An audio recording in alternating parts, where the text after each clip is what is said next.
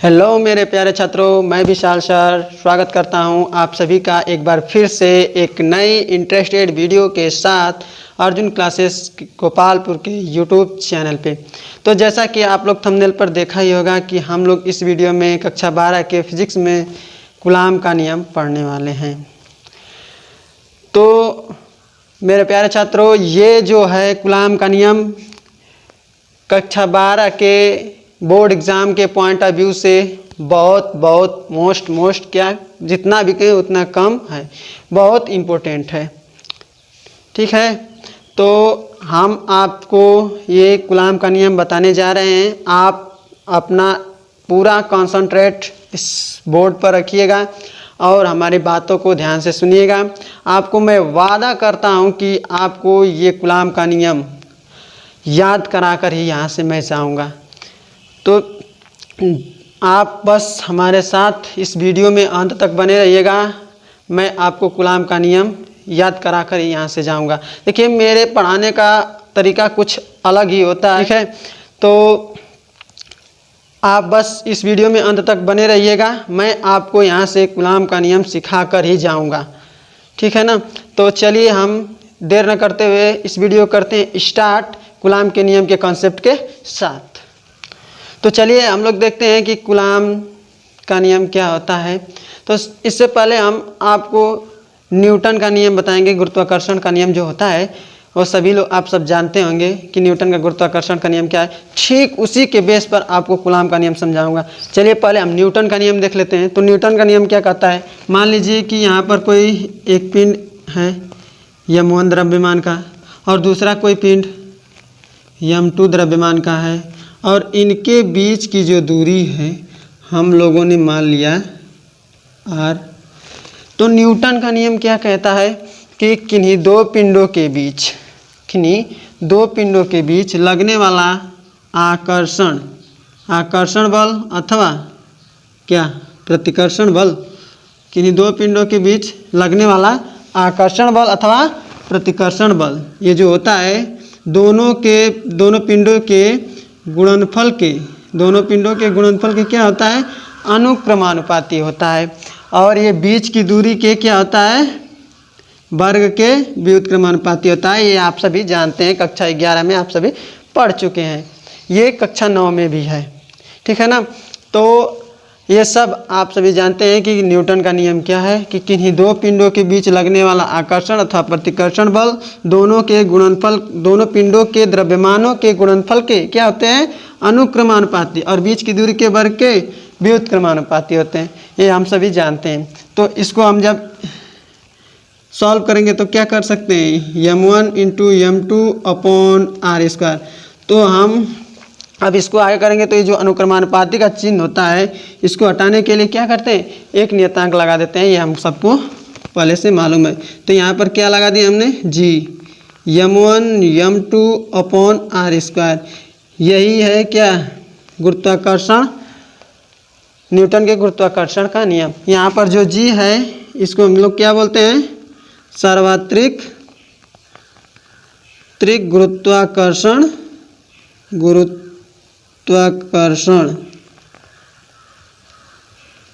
नियतांक,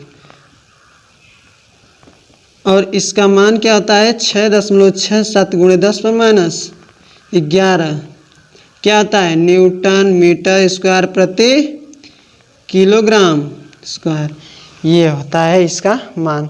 तो ये यहाँ पर सार्वत्रिक गुरुत्वाकर्षण नियतांक है जो न्यूटन ने दिया था। तो ये हम लोग पहले से जानते हैं। ठीक इसी के बेस पर कूलाम का नियम है। ठीक इसी के बेस पर क्या है, कूलाम का नियम है। बस ये दो पिंडों के बीच लगता है, इसमें थोड़ा सा अंतर है। ये क्या होता है, दो बिंदु आवेशों के बीच लगता है, बस इतना ही अंतर है और कुछ ज़्यादा चेंजेज नहीं है। तो ये हम लोग सभी जानते हैं, इसीलिए पहले हम ये बताएं, अब आपको ये बताएंगे तो ज़्यादा समझ आएगा। तो देखिए, अब यहाँ पर न्यूटन का गुरुत्वाकर्षण का नियम हम लोग जान चुके हैं। अब देखिए यहाँ पर कूलाम का नियम आपको बता रहे हैं। तो कूलाम का नियम क्या कहता है कि मान लीजिए कि यहाँ पर कोई एक बिंदु आवेश q1 है, यहाँ पर कोई दूसरा आवेश हमने मान लिया q2, और इनके बीच की दूरी हमने आर मान लिया, ठीक है ना। तो यहाँ पर हमने एक बिंदु आवेश Q1 और Q2 माना और इनके बीच की दूरी r माना। तो कूलाम का नियम क्या कहता है, ठीक उसी प्रकार जैसे न्यूटन का गुरुत्वाकर्षण का नियम कहता है, ठीक उसी प्रकार कूलाम का नियम भी कहता है। देखिए किन्हीं दो पिंडों के बीच लगने वाले आकर्षण अथवा ये मान लीजिए इधर प्रतिकर्षण बल, इसका इधर प्रतिकर्षण बल, तो न्यूटन के बेस पर कूलाम का नियम है। तो इस पर क्या कहेंगे, देखिए यहाँ पर आकर्षण है प्रतिकर्षण है, यहाँ पर भी देखिए आकर्षण और प्रतिकर्षण बल दोनों आ रहा है ना। तो अब देखिए कूलाम का नियम क्या कहता है कि किन्हीं दो बिंदु आवेशों के बीच, यहाँ क्या था पिंड था, यहाँ क्या था बिंदु आवेश, तो अब इसको हम छोड़ रहे हैं, ये हम लोग समझ चुके। अब इसी के बेस पर देखिए हम इसको कैसे समझा रहे हैं। देखिए कूलाम का नियम, यहाँ पिंड था तो यहाँ पर आवेश, बस इतना ही अंतर है।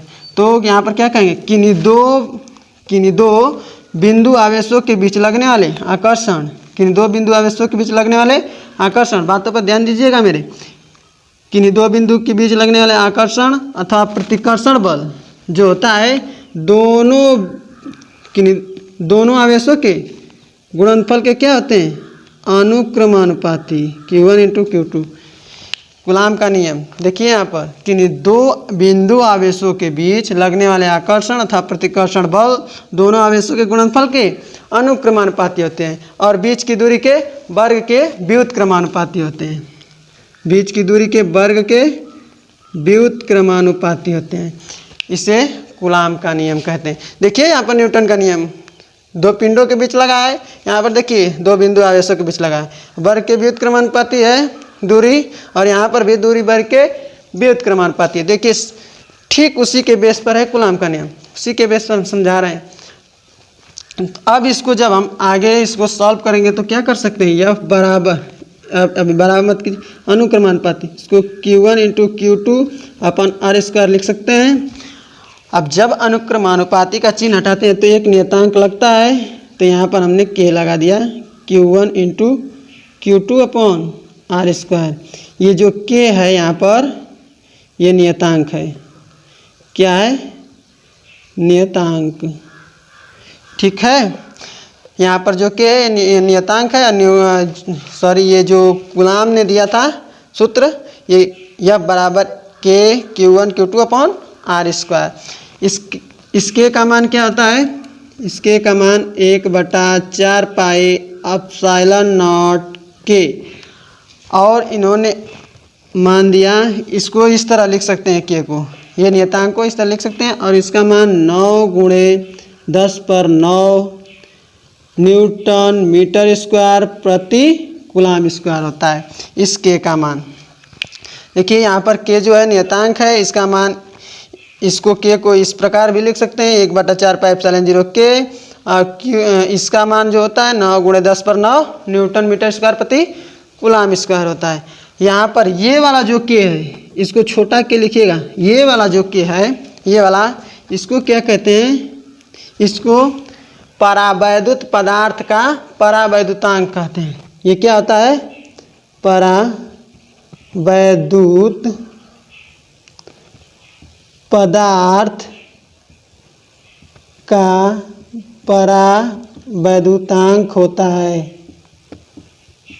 ये वाला जो K है ना, ये परावैद्युतांक है, परावैद्युत पदार्थ। और ये एप्सिलॉन 0 है, जो एप्सिलॉन नॉट, इसको क्या बोलते हैं, ये निर्वात की विद्युतशीलता होती है। यहाँ पर ये निर्वात की वैद्युतशीलता है। अभी ये निर्वात की वैद्युतशीलता है, इसका मान भी होता है, फिक्स मान होता है, उसको अभी आपको निकाल कर दिखाएंगे, ठीक है। तो यहाँ तक आपको समझ आई। अब चलिए हम लोग आगे चलते हैं, इस कहानी को आगे बढ़ाते हैं। तो इसको और क्या लिख सकते हैं, इतना लिख सकते हैं ना इस K के मान को, यहाँ पर लिख लीजिए, F बराबर 1/4 pi epsilon 0 K Q1 Q2/r²। Newton ने, कूलाम ने यही सूत्र दिया था। देखिए न्यूटन के गुरुत्वाकर्षण का जो नियम था उससे मिलता जुलता है ना, मिलजुल रहा है ना, ठीक है। देखिए फिर से एक बार इसको हम समझा दे रहे हैं कि यहाँ पर ये सब क्या क्या है। देखिए कूलाम ने क्या कहा था कि इन्हीं दो बिंदु आवेशों के बीच लगने वाले आकर्षण तथा प्रतिकर्षण बल दोनों आवेशों के गुणनफल के अनुक्रमानुपाती और बीच की दूरी के वर्ग के व्युत्क्रमानुपाती होता है। इसे कूलाम का नियम कहते हैं। ऐसे लिख देंगे।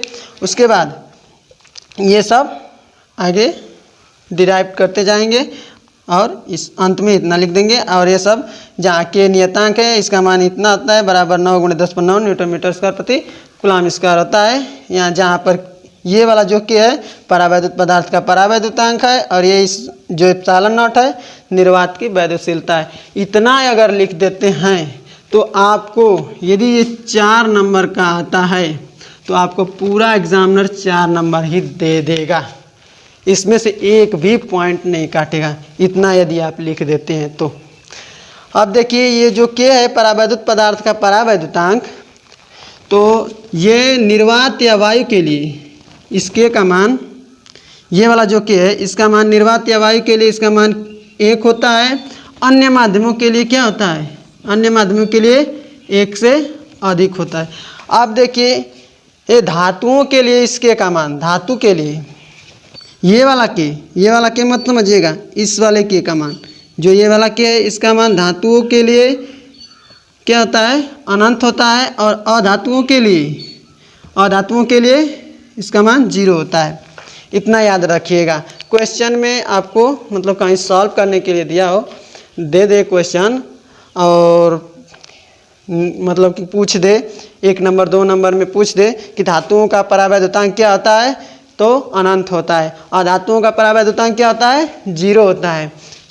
हवा या वायु के लिए निर्वात के लिए के का मान क्या होता है? 1 होता है। अन्य माध्यमों के लिए के का मान 1 से अधिक होता है। 1 नंबर में ये पूछ सकता है कहीं भी। तो ये कूलाम का नियम आपको हमने समझा दिया। तो हमको उम्मीद है कि ये सारी कहानी आपको समझ आई होगी। अब चलिए हम आपको समझाते हैं और ये निकाल कर दिखाते हैं निर्वात की वैद्युतशीलता एप्सिलॉन 0 का मान। एप्सिलॉन 0 का मान और मात्रक निकाल कर सिखाते हैं। ये आपको केवल इसलिए बताए हैं कि इसी के बेस पर कूलाम का नियम है, ठीक है ना। तो अब चलिए आगे हम आपको समझाते हैं कि एप्सिलॉन 0 का मान क्या होता है, कितना होता है, ठीक है ना। देखिए एप्सिलॉन 0 का मान और मात्रक मैं आपको सिखाऊंगा, रटाऊंगा नहीं, ये बात ध्यान रखिए। देखिए एप्सिलॉन 0 यहाँ पर देखिए एप्सिलॉन 0 इसमें है ना 1/4 पाई एप्सिलॉन 0 के, इसको उतार दीजिए यहाँ पर तुरंत 1/4 पाई एप्सिलॉन 0 और के। इसका मान क्या हमने बताया 9 × 10⁻9, इसको लिख लीजिए 9 × 10⁻9 मात्रक के साथ न्यूटन मीटर स्क्वायर प्रति कूलाम स्क्वायर। तो इसको लिख लीजिए न्यूटन मीटर स्क्वायर प्रति कूलाम स्क्वायर। अब देखिए अभी बताएं निर्वात के लिए इसके का मान क्या होता है? 1 होता है। तो हम लोग निर्वात के लिए ही निकालेंगे। तो यहाँ पर लिख लीजिए निर्वात, यदि निर्वात हो तब निर्वात के लिए के बराबर 1, तब यहाँ पर क्या हो जाएगा 1/4 पाई एप्सिलॉन 0, ये क्या हो जाएगा 9 × 10⁻9 क्या हो जाएगा न्यूटन मीटर स्क्वायर प्रति कूलाम स्क्वायर। ये बात समझ आई। अब ये देखिए हमको एप्सिलॉन 0 का मान चाहिए, तो इसको इधर ले जाइए और इसको इधर लेकर आइए। तो क्या हो जाएगा 1/4 पाई एप्सिलॉन 1/4 पाई, ये नीचे आएगा तो 9 × 10⁻9 इधर एप्सिलॉन जाएगा तो एप्सिलॉन नॉट। अब ये देखिए ये इसके साथ आया तो मात्रक भी तो नीचे आएगा ना मात्रक नीचे। अब देखिए यहाँ पर एप्सिलॉन नॉट लिख दीजिए, मात्रक भी तो नीचे आएगा तो यहाँ पर मात्रक लिखिए न्यूटन मीटर स्क्वायर प्रति कूलाम स्क्वायर। मात्रक साथ लाइए वरना आपको कन्फ्यूज़न भी हो सकता है, ठीक है। तो अब देखिए ये क्या हो जाएगा, इसको आप सॉल्व कीजिए। तो इस एप्सिलॉन 0 को हम अपने सुविधा के लिए इधर लिख लेते हैं। तो एप्सिलॉन 0 बराबर 1/4 पाई का मान हमने रख दिया 3.14 और गुणे 9 और 10/9 है, उसको ऊपर ले जाइए तो 10/-9। अब ये देखिए न्यूटन मीटर स्क्वायर प्रति कूलाम स्क्वायर, ये नीचे है बटे में है तो इसको ऊपर ले जाएंगे तो कूलाम स्क्वायर प्रति न्यूटन मीटर स्क्वायर। यहाँ तक बात समझ आई। अब देखिए, अब इसको हल करेंगे। जब इसको सॉल्व करेंगे तो आपको एप्सिलॉन 0 का मान 8.85 गुणे 10⁻12 कूलाम स्क्वायर प्रति न्यूटन मीटर स्क्वायर आ जाएगा। आप इसको सॉल्व कीजिएगा। इसको सॉल्व करेंगे, बस गुणा और भाग करना है। आप इसको सॉल्व कर सकते हैं, इतना आएगा। इसको याद भी रखना है, ठीक है। तो हमको उम्मीद है कि आपको ये सारी कहानी, जो ये कूलाम का नियम बताएं, एप्सिलॉन 0 का मान बताएं, ये सब समझ में आया होगा। यदि आपको कहीं डाउट हो तो वीडियो के कमेंट सेक्शन में जाइए और वहाँ पर कमेंट कीजिए। मैं आपके कमेंट का अधिक से अधिक रिप्लाई देने का प्रयास करूँगा। यदि आपको ये वीडियो पसंद आई हो तो वीडियो को एक लाइक ज़रूर कर दीजिएगा, और आप चैनल पर नए हैं तो चैनल को सब्सक्राइब कर दीजिए, क्योंकि मैं इसी तरह का हमेशा इंटरेस्टेड वीडियो लाता रहता हूँ। अब हम मिलते हैं अगले वीडियो में अगले नए कॉन्सेप्ट के साथ। तब तक के लिए जय हिंद, जय भारत, वंदे मातरम।